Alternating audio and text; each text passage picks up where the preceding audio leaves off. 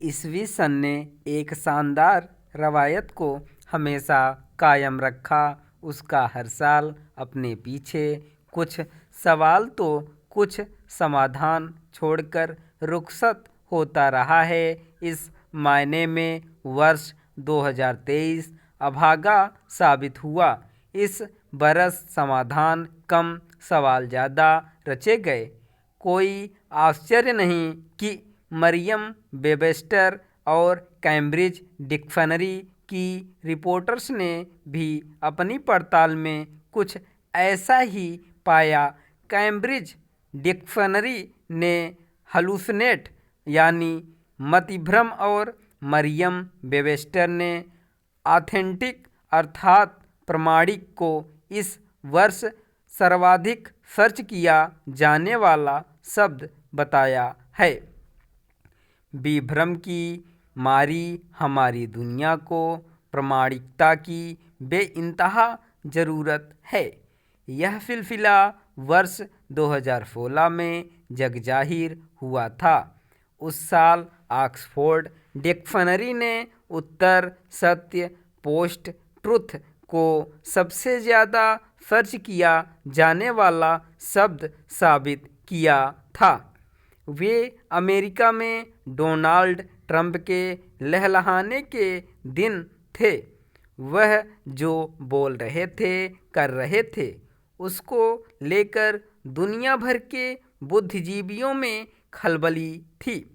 हर तरह सवाल उछल रहा था कि शीर्ष पद के लिए खुद को सर्वाधिक काबिल पाने वाले शख्स का किरदार कैसा है, उसके विरोधी कैसी राजनीति कर रहे हैं। बाद में इस टर्म को ऑक्सफोर्ड यूनिवर्सिटी ने इस तरह व्याख्यायित किया था। ऐसी स्थितियां जिनमें वस्तुनिष्ठ तथ्य जनता की राय बनाने में भावनात्मक अपीलों और निजी आस्था के मुकाबले कम प्रभावशाली हों। तब से अब तक झूठ ने सच को धूमिल करने के अभियान में अपनी निरंतरता कायम रखी है।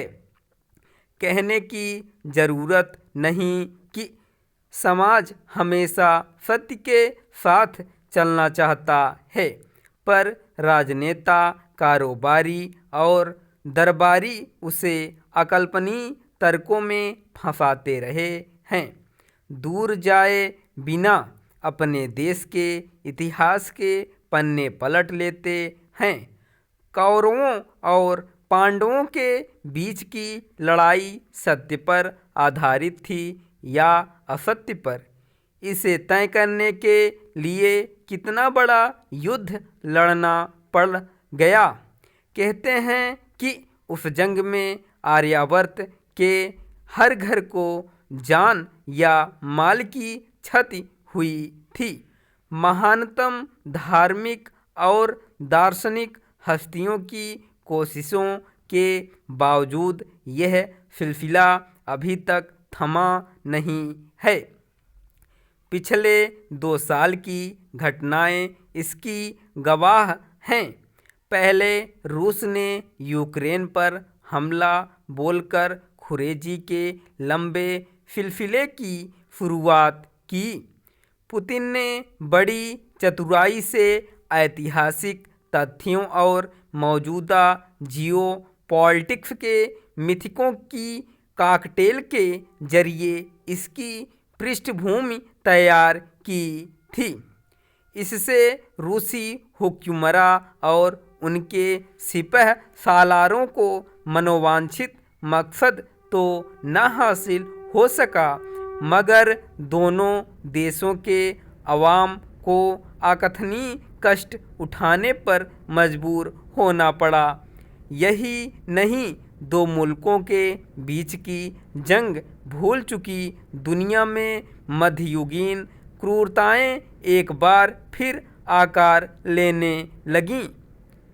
आने वाली पीढ़ियां यह जानकर अचरज करेंगी कि उनके पुरखों ने दूसरे महायुद्ध के आघातों से उभरकर सिर्फ 4 दशक में एक ऐसा निज़ाम तैयार किया जहां जंग बीते कल की बात लगने लगी थी। कारगिल जैसे कुछ हादसे अगर सतह पर उभर आते थे तो उन्हें दुर्भाग्यजनक बीमारी मानकर दफना दिया जाता था। इसका नतीजा सुखद था। सिर्फ 3 दशक में 100 करोड़ से अधिक लोग गरीबी की रेखा से ऊपर उठ आए थे। अफसोस कोरोना और यूक्रेन युद्ध ने इस अश्वमेध की रास थाम ली। जंग और संक्रामक रोग अगर एक बार इंसानी जिंदगी में दाखिल हो जाएं तो आसानी से विदा नहीं होते। इजरायल और फ़लस्तीन के बीच आज जो हो रहा है वह इस कड़ी का अगला अध्याय है। दोनों लड़ाइयों में 1 लाख से अधिक लोग मारे जा चुके हैं या चोटिल हो चुके हैं। अगर धरती के अन्य हिस्सों में ऐसी बर्बादी फैली तो इसे रोकने के लिए ज़रूरी है कि मौजूदा दुनिया में सत्य, तथ्य, कथ्य और कर्म के बीच सही संतुलन स्थापित किया जाए। लेकिन यह हो कैसे? हमारे राजनेता तो खुद भ्रम के शिकार हो जाते हैं। दुनिया के सर्वाधिक ताकतवर माने जाने वाले अमेरिकी राष्ट्रपति तक इसके अपवाद नहीं हैं। अक्टूबर के पहले पखवाड़े का उदाहरण देता हूँ।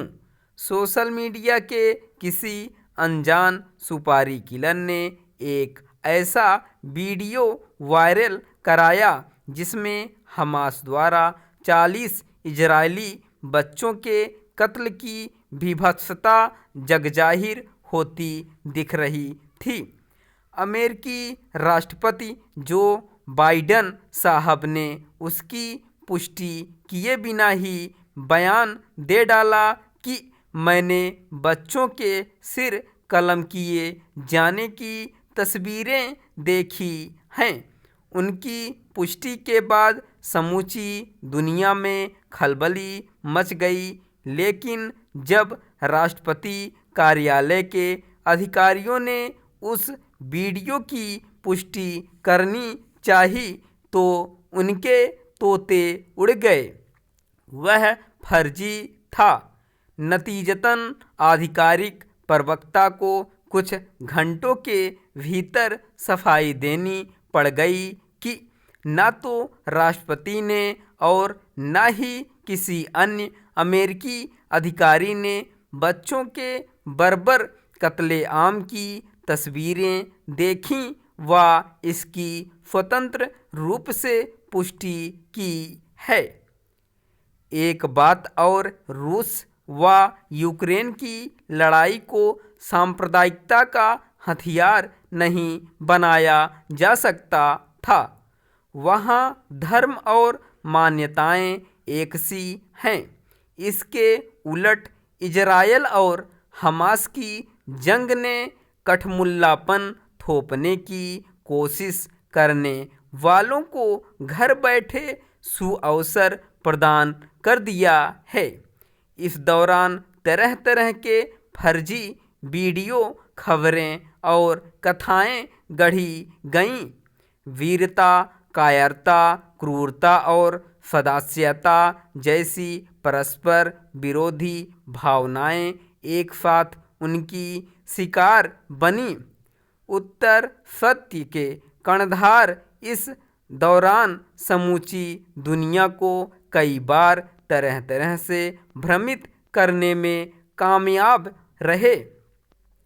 हमारा भारत भी इस थोपे गए भ्रमजाल से अछूता नहीं है।